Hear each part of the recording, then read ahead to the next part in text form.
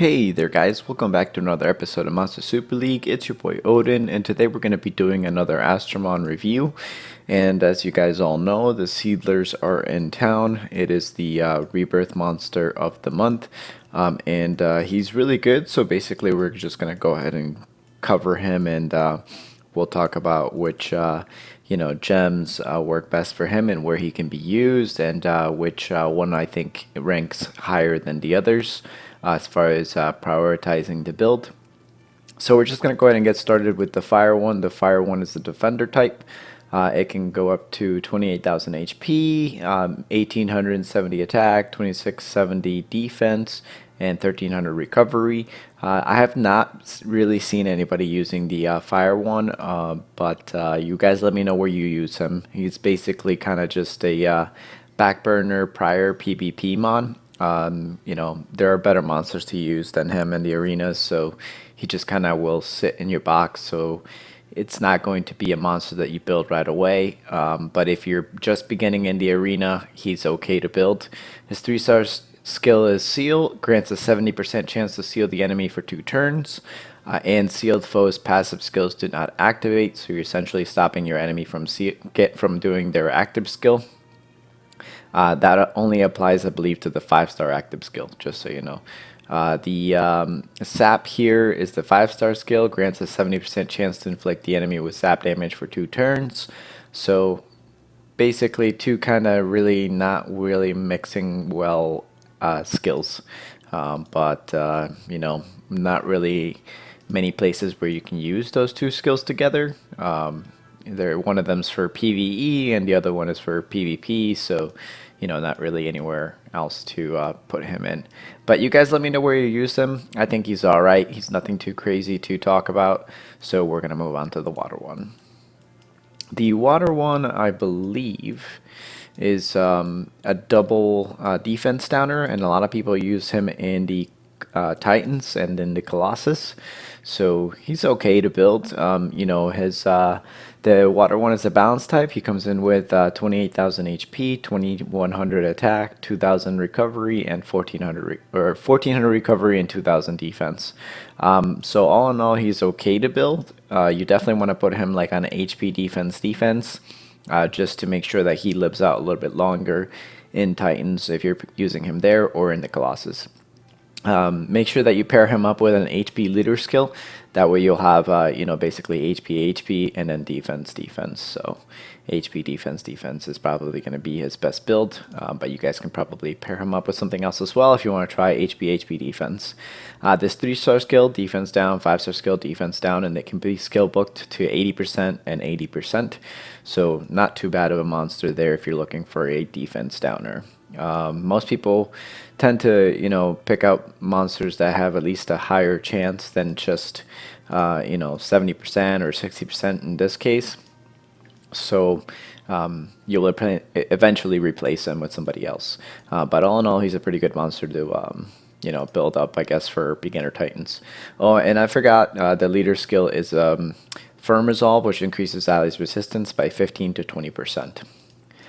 Alright, so let's move on to the wood one, and I think that the wood one is the best of the RBGs, mainly because you can use him in the Colossus to pretty much, I don't want to say like solo it, but you kind of can auto it if you mix the wood one with some other monsters like the Hana and things like that. So. But that's another story. You can watch my video if you want to learn more about how the Seedler works in the Water Colossus.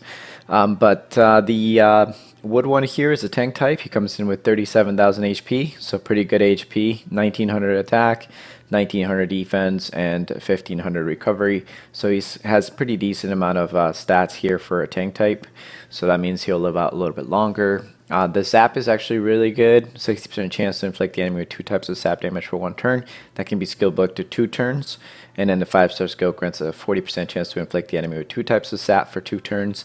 That can be skill booked to 60% as well. So he's basically just a double zapper. And he is actually pretty useful. You can bring him into the golems. Either one will work. You can basically bring him into the dark type golem or the light type golem. The water one he also does really well at, so there's also that. You can definitely bring him in for new players mainly, but even old players can benefit from having him around, just in case you need another sapper somewhere out there. And he's really cheap and really easy to build. You can basically farm all of the Seedlers in Mirage Ruins. Alright, so moving on to the two that we came to mainly talk and take a look at. We're going to talk about them right now, and the light one is a defender type with 29,000 HP, about 1900 attack, 3300 defense, and to that 2100 recovery. So his stats are actually not bad for a light type. He is a defense defense aggressor, so having a high defense definitely helps him out a lot. The 3-star skill is aggression, defense, attack power becomes proportional to their own max defense. So essentially the way that you would look at that skill is it's almost the same as attack, except it's just coming off of the defense base stat there. The 5-star skill is attack down, grants an 80% chance to reduce the enemy's attack for 2 turns. He's okay. I would probably only use him in arena. Maybe only as a defender, but yeah, because there's a lot better monsters you can use as an attack on the attacker team. So essentially, it's going to be mainly like a defensive mon. But his skills are actually heavily outdated in arena. With Griffin and all these dark nukers out there, he's basically going to get squished. The way I would build him is probably HP defense. So kind of mainly the same as almost all of these other Seedlers as well. The Seedlers are mainly going to be survival mode for the RBGs and then the light type. So the way you want to build them is essentially HP defense, just high resist substats, defense substats, and HP substats. So definitely prioritize the resistance if you're going to be actually using him in arena, but all in all, the light one's okay. I would generally just use his extra copies to rebirth for other variants, because you can get the nat 4 and then feed him a variant Seedler, and then you can basically use that 4-star variant Seedler and put it into the rebirth machine.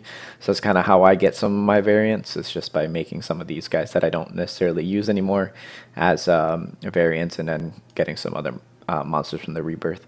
So would I build him?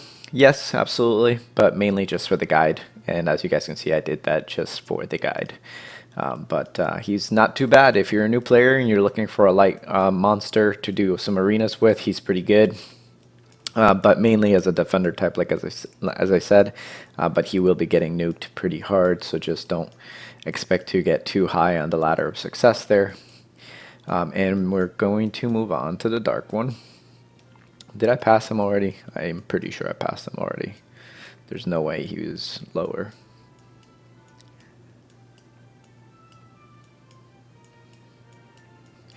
Yes, of course I did. Here he is. Alright, so this is the one we came here to basically take a look at. The dark one here is an attacker type, so good combination off the bat for a dark type. He is, let's see, 27,500 HP, 3,000 attack, so really good attack for a 4-star, 2,100 defense, and 2,000 recovery. His variant doesn't look too bad at all either. It makes him a little bit more darker.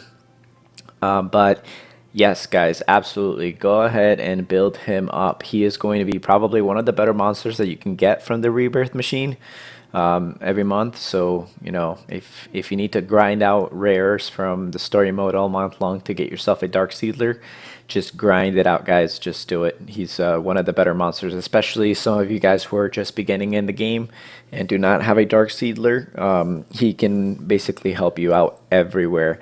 Dark Seedler can be used in the Dragons dungeon.